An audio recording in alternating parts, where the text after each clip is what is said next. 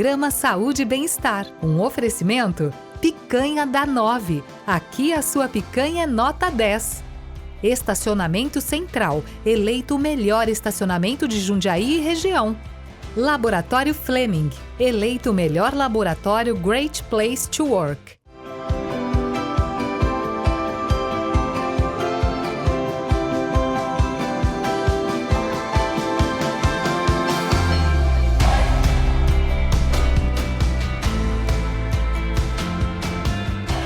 Seja muito bem-vindo à Saúde e Bem-Estar com Marcelo Menino. E eu já vou começar dizendo, se Maomé não vai à montanha, a montanha tem que ir até Maomé, tem que ter um milagre aí. E o milagre é conseguir vir num consultório de um médico extremamente renomado que se formou em 1983 pela Unicamp, se especializou em ginecologia e obstetrícia pela Unicamp. Tive o privilégio dele ser a primeira pessoa que meu filho Henrico e a Martina viu, porque ele acabou fazendo parte dos meus filhos, e de mais de 8.000 crianças. Seja muito bem-vindo, Dr. Willy Ciesielski. Ciesielski. Aí, consegui. Esse sobrenome é o quê? A origem é ucraniana, mas os meus avós eram alemães. Mas a origem da família é da Ucrânia. Que legal. E eu aproveitei porque faz tempo que eu quero que entrevistá-lo. Ele tem uma agenda cheia e vários pacientes falaram, olha, geralmente a gente grava quarta-feira à tarde. E ele falou, não consigo. Eu falei, então eu vou dar um jeito de vir no seu consultório. Obrigado por ter me recebido. Nada, o prazer é meu receber você. Você sabe que você é meu parente. Eu considero você meu parente. E eu lembro que foi uma decisão em família que nós decidimos, olha, quem vai ser, que vai acompanhar do zero até a gestação e tudo mais. E eu quero conversar sobre gestações de risco, porque eu já vou citar um case que aconteceu lá na família, que nós tivemos lá no caso, a Fernanda teve que tomar antibiótico por muito tempo, porque ela teve um refluxo urinário e que nada dava para resolver, a gente tinha que fazer uma manutenção. Isso. Então, a gente sofreu bastante com isso e deu tudo certo, está tudo perfeito, graças à experiência e agradecer tudo isso. Mas a gente quer falar sobre partos de riscos também. Certo. Eu já vou entrar nisso porque aconteceu com a gente. E o que acontece quando há um parto de risco, e uma das preocupações que as mamães têm é falar assim, meu nenê não está mexendo muito. Isso é normal? Isso é preocupante? Isso. Como que funciona isso? Então, durante o processo do pré-natal, e para isso que serve o pré-natal, né? Tá. O médico se especializa nisso para poder acompanhar todo o processo de gestação e detectar, no meio da gestação, se estamos perante uma gestação normal, tranquila, ou se a gente está perante uma gravidez de risco. Tá. Então o médico ele entra para poder garantir a vida boa da paciente. Sim. E uma sobrevida do bebê e um nascimento, graças a Deus, com toda a saúde, graças a Deus. O potencial que as crianças têm. E existe algumas gestações de risco que o bebê pode vir antes da hora, né? Ou ter um nascimento antes da hora. Isso, e o doutor às vezes percebe isso. E há uma conduta de às vezes a gente tomar um certo corticoide, de tomar umas injeções. Sim. E por que em gestações de risco o doutor costuma fazer isso? E a gente percebe que eu trabalhei muitos anos em Santa Elisa, e você também, né? Sim, e eu via que todos os nenês nasciam, você falou, cumpri minha missão. Sim. Então a gente percebia que realmente as condutas eram assertivas. Por que algumas gestantes têm que tomar o corticoide?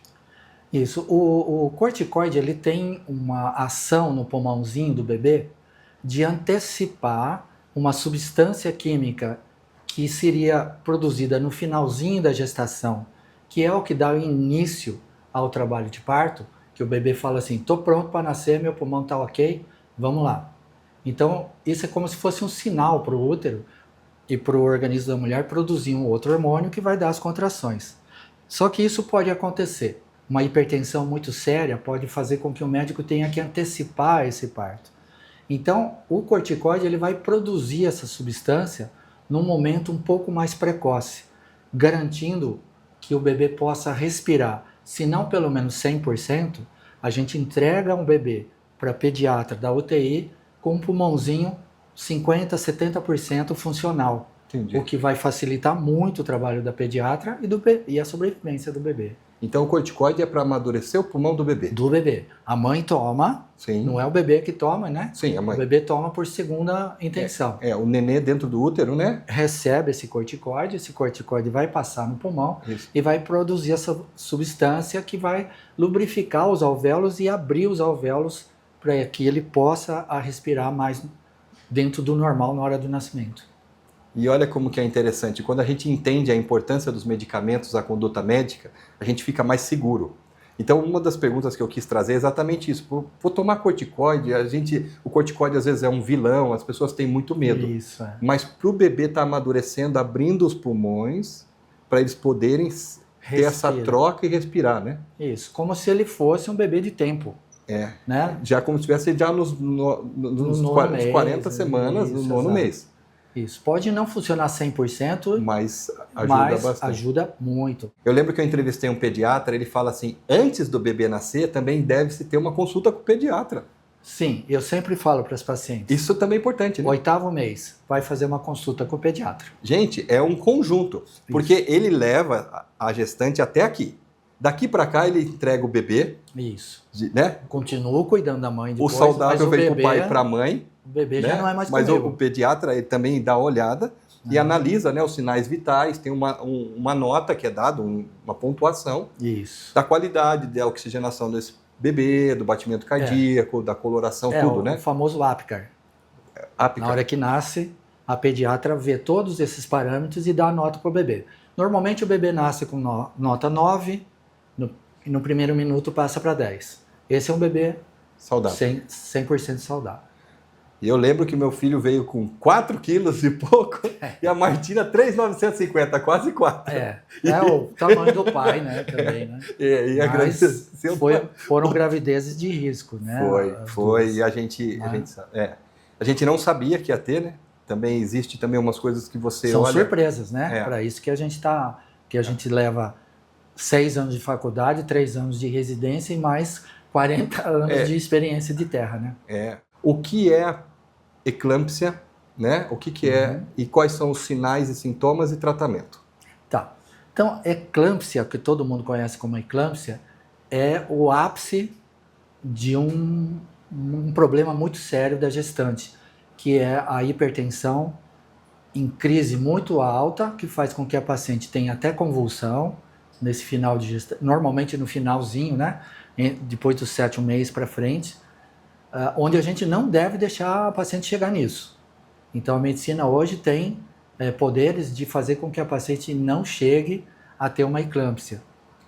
Toda paciente que começa a desenvolver pressão alta na gestação, ela deve ser medicada e deve ser feito todos os exames para prevenção da eclâmpsia.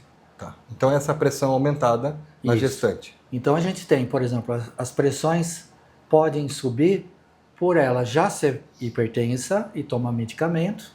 São os casos mais fáceis da gente manipular, porque a paciente já era hipertensa, então dificilmente ela vai ter uma eclâmpsia.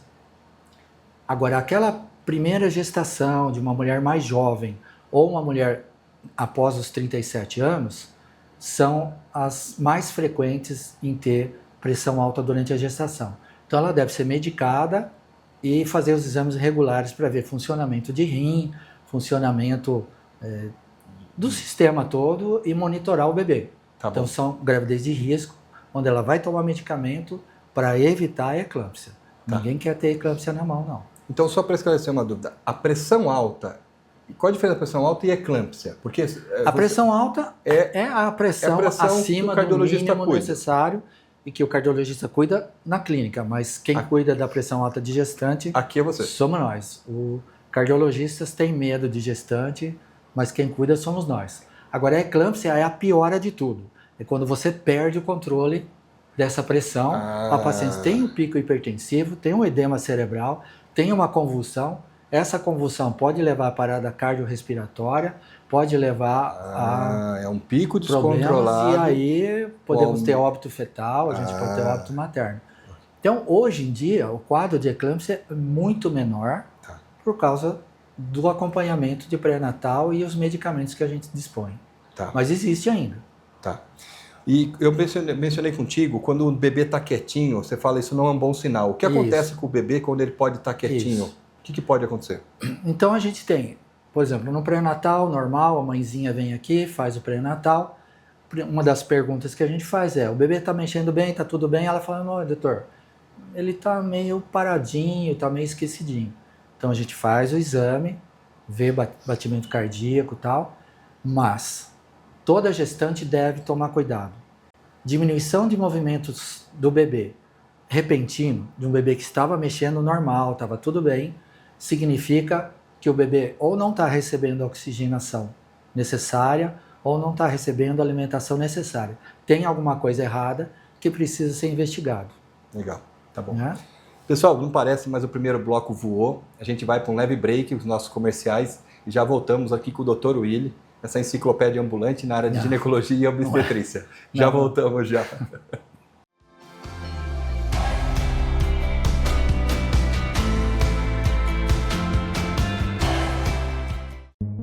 Prêmio Destaque 2022 CDL Jundiaí. Melhor na categoria Laboratório. Flaming Laboratório. Sabe aquele sabor irresistível, suculento e cheio de tradição? Apresentamos a Picanha da 9, onde a tradição do churrasco ganha vida. Nossas picanhas são selecionadas a dedo. Trabalhamos somente com cortes nobres, garantindo o máximo de sabor em cada mordida. Acompanhadas de guarnições exclusivas e um atendimento de excelência, a Picanha da 9 é a escolha perfeita, seja para o seu almoço executivo ou suas celebrações. Picanha da 9, onde a picanha é nota 10.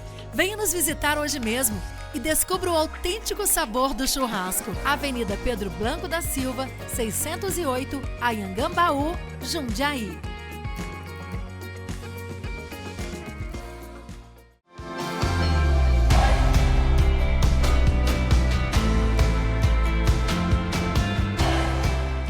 E voltamos com Saúde e Bem-Estar com Marcelo Menino, o Dr. Willy do meu lado. A quem eu já falei, fez os partos da Martina e do Henrique de mais de 8.000 crianças. Só que nós não falamos sobre sinais e sintomas do diabetes gestacional. Então, o que é o diabetes gestacional? Quais são os exames indicados para ser feito? E os cuidados que a paciente tem que ter quando o doutor orienta aqui no consultório. Tá, então vamos falar sobre diabetes, não somente da diabetes gestacional. Tá, vamos lá. Então, por exemplo, a gente pode receber uma paciente no consultório, né, na clínica, e que ela seja diabética, já esteja fazendo o tratamento de diabetes, e ela engravidou. Então, nesses casos, a gente muda os medicamentos que ela estava usando, preferencialmente para insulinas, né, injetáveis, que são menos problemáticas para o bebê, porque os medicamentos via oral, eles podem causar malformação fetal, eles podem não controlar essa diabetes. Há uma né? adaptação. Há uma adaptação, isso é. Há uma troca. Uma troca. Isso, então a paciente vai usar, e aí de acordo com cada tipo de diabetes, com cada tipo de glicemia, a gente vai optar pelas doses de insulina. E depois nós temos aquela paciente que é uma gestante, que está normal, nunca teve diabetes, os primeiros exames foram normais, mas de repente ela começa com aumento de peso fora do normal, começa com inchaço fora do normal, onde acende um alerta. Tá. A gente fica alerta para algumas coisas e uma delas é a diabetes gestacional. Pela sobrecarga que a paciente tem no corpo, a insulina pode não ser suficiente para ela manter a sua glicemia. Pegar esse açúcar, né, e o corpo transformar isso, e isso fica no sangue. Então ela começa a ter a diabetes da gestação. Esse aumento de glicemia do sangue vai passar para o sangue do bebê. E o bebê vai ser hiperalimentado, vai ganhar peso fora de proporção, vai ser um bebê que a gente chama de bebê macrossômico, ou seja, acima do tamanho normal para a idade gestacional. Então a gente tem que pesquisar isso, porque esses bebês grandes, eles têm uma tendência, e aí volta o corticoide, né? A não amadurecer o pulmãozinho. A hiperglicemia, ela retarda a função pulmonar do bebê. Então esse bebê nasce com 4,5 kg, 4,8 kg, e vai para UTI porque não respira Não direito. consegue respirar. Então tem um volume corporal grande, mas o pulmão ele não está dando conta porque a diabetes gestacional atrapalhou esse processo. O processo todo metabólico dele. Então, quando essa paciente começa a apresentar alguns sinais estranhos, você vai solicitar alguns exames específicos para detecção de diabetes gestacional. E normalmente é uma curva glicêmica mais compacta ou às vezes até a curva glicêmica geral. Tá. Detectado isso, vai fazer controle de glicemia, vai fazer dieta e algumas vezes vai tomar insulina também. Para poder ter esse bebê. Isso. Uma outra preocupação muito comum é que às vezes pode aparecer algum tipo de corrimento ou sangramento em gestante. Sim. E quando que a gestante... Lógico que toda gestante tem que fazer acompanhamento médico, pessoal, tá bom? Nós estamos dando um informativo geral. Isso não substitui nenhum médico, né? Pelo amor de Deus. Inclusive o doutor, além do consultório, né? Você trabalha também em outro consultório que é público, né? Isso, também. Tem esse consultório particular e tem um consultório público. Então ela tem ampla experiência. Então consulte sempre o médico. Quando que a mulher, o aspecto ou o volume tem que tomar cuidado e é sério, e quando que é uma coisa que é do organismo? Certo. Se isso existe. Existe. Tá. Então, uma das queixas muito grandes que a gente tem no consultório, e a gente recebe hoje em dia por causa de WhatsApp, até foto, né? Do corrimento e tal. Quando a bolsa estourou da Fernanda, a bolsa estourou, né? E é a primeira vez. Por mais que eu sou bioquímico, dono de laboratório e tudo mais, eu nunca passei por isso. Ah, claro. Eu só sei que eu só bati foto, mandei para ele. Falei, acho que estourou. Aí depois assim, acho, vai para Santa Elisa. Já. E os dois foram muito legal, porque estourou certinho, era umas 5h30, 6 da manhã. Você falou, corre para lá. 8 horas e 5 minutos, o Henrique estava no meu colo. E eu mandei a foto. Mas conta para nós. Então, toda grávida vai ter um aumento de secreção vaginal. Porque o colo do útero, ele é aberto, né? A vagina é aberta, o colo do útero é aberto, o útero é aberto. E por que a mulher não pega infecção? Por que o bebê não morre de infecção? Isso. Porque o colo do útero tem um fluxo que não deixa a bactéria subir. É como uma cachoeira no rio que não deixa o peixe subir. Entendi. Entendeu? Então é a mesma coisa. Então é uma proteção. Isso. Então é uma queixa muito grande. Doutor, estou tendo um corrimento e tal. Claro, todo corrimento deve ser analisado. Mas normalmente esse corrimento ele é meio mucoso, meio catarrento, branco, amarelado, mas não tem cheiro forte, não dá coceira, não tem ardência, não tem dores, não tem nada. Tá. Depois nós temos as pacientes que falam assim, eu estou com corrimento fétido, está dando coceira, ardência. Então a infecção mais comum é a candidíase, que é outro alerta. Se uma paciente gestante tem candidíase de repetição, é outro alerta para diabetes. Porque a diabetes também muda o pH vaginal, muda o glicogênio vaginal e a candidíase vem. Mas não é toda a candidíase que seja diabetes. E temos outras infecções que a grávida pode pegar durante a gestação. Então, tudo isso com exame ginecológico, nada de grave. O que a gente pode ter de grave são os sangramentos. Isso, então... Então, um pouquinho de sangramento no início da gestação é comum para a formação da placenta, que o embrião chega no útero e vai fixar no útero, ele corrói um pouco ali e pode sangrar um pouquinho. 6 semanas. O que seria um pouquinho? Tipo assim, risquinho na calcinha, assim, uma coisinha. Tá bom. Parou. Doutor, teve isso. Parou. Ótimo. Doutor, estou com um sangramento que parece que está começando uma menstruação. Isso não é normal. Então isso tem que ser examinado. Então a gente tem duas coisas. O colo do útero da gestante ele fica muito macio, muito mole. Então se a paciente faz um esforço físico ou ela tem uma relação, ela pode ter um sangramento que pareça uma menstruaçãozinha. Ou ela pode ter uma placenta baixa, ou alguma doença placentária, ou até uma doença de sangue que possa estar causando um hematoma, alguma coisa. Então essa paciente tem que ser vista imediatamente. Tá. Ou em pronto-socorro, ou no consultório, para identificar qual é o caso. E nós temos aqueles casos mais graves que são de descolamento de placenta, que a paciente liga para você e fala, estou tendo aqui uma hemorragia. Então, a placenta, por algumas razões, a pressão alta, pode vazar um sanguinho embaixo da placenta e descolar, e isso vem com todo o sangramento, então essa paciente tem que ir para o hospital imediatamente e muitas vezes passar por uma cesárea de emergência, né, a toda para salvar o bebê. Certo, legal. Então, pessoal, é importante sempre a gente fazer um acompanhamento médico, o pré-natal, né? Vai engravidar, vem antes, né? De preferência. Não é? Fazer os exames antes, fazer a pesquisa familiar para ver se tem quadro de diabetes, hipertenso, Isso. se tem algum quadro na família, né? E eu lembro um cuidado também que o doutor teve, que fez os exames, falou, vocês pretendem engravidar? Pretende. Olha, você nunca pegou, acho, cachumba. Acho que ela nunca tinha pego umas doenças lá. Ela falou assim, como é que tá as vacinas? Isso. Fala da importância, quem não está com o calendário vacinal, pretende engravidar, a importância desse cuidado. Porque você pode pegar, se você não for vacinada para algumas doenças, você pode pegar essas doenças durante a gestação. Mas existe algumas, hepatite, por exemplo, os 2 casos de hepatite que eu tive durante a gestação foram fatais, tanto para a mãe como para os bebês. E tinha vacina. E não tinham sido vacinados. Não, mas se a paciente tivesse sido vacinada... Não teria tido. Não teria tido esses... Exato. Então, foi hepatite B? Foi os 2 casos que eu tive e eram 2 pacientes que trabalhavam em laboratório.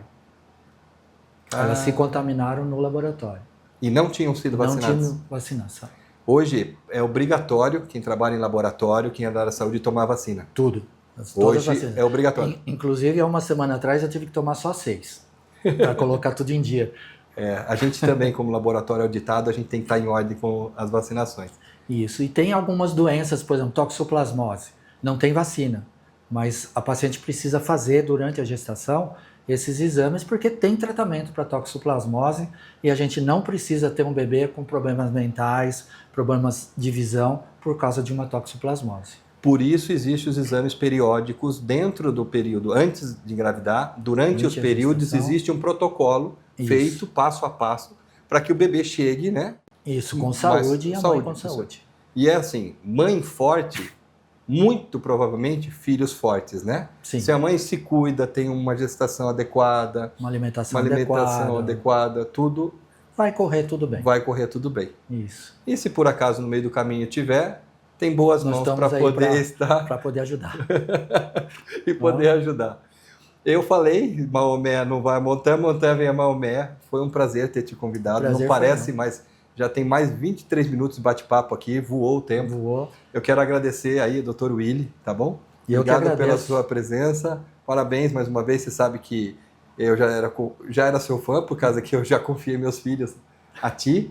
E a experiência também. E um dos critérios que eu escolhi na época é que eu via que as crianças que nasciam da tua mão, elas vinham saudáveis ali. Graças a Deus. E aí eu olhava, e eram muitos partos que eu via no dia a dia.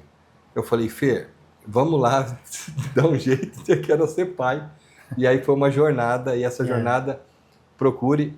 E eu quero só para finalizar, você teve um evento de uma paciente que te marcou muito. Inclusive depois ela te chamou para gravar um programa. Foi. Conta rapidinho isso aqui para a gente fechar com chave de ouro. Tá certo.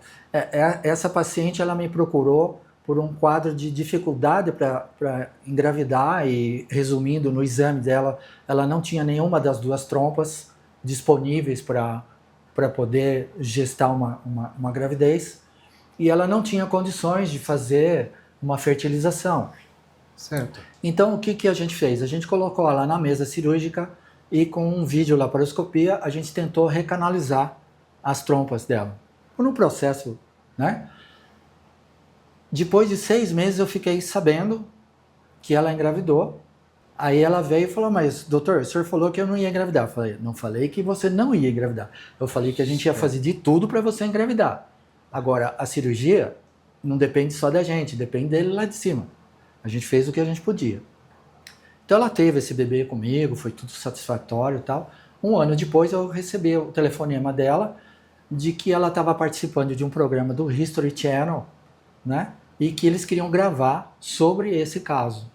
Então a gente fez essa entrevista aqui mesmo, nesse consultório, legal, alguns anos atrás, sobre esse caso. E eu fiquei muito emocionado, primeiro por ela ter conseguido engravidar naturalmente, né? Sim. Depois de 6 meses da cirurgia. É um período curto. Né? Foi um período curto. E segundo, dela ter me lembrado e me colocado na TV. Eu escrevi um livro sobre gratitude, né? que fala que a gratidão é um sentimento. A gratitude é quando eu venho e falo obrigado. Isso. Então, obrigado. Eu que agradeço, não é? Esse eu é Saúde e Bem-Estar também, viu? com Marcelo Menino, esse Dr. Willy. Um beijo no coração de vocês e até a próxima semana. O tempo acabou. Até a próxima. Valeu. Programa Saúde e Bem-Estar. Um oferecimento Picanha da 9. Aqui a sua picanha é nota 10. Estacionamento Central. Eleito o melhor estacionamento de Jundiaí e região. Laboratório Fleming. Eleito o melhor laboratório Great Place to Work.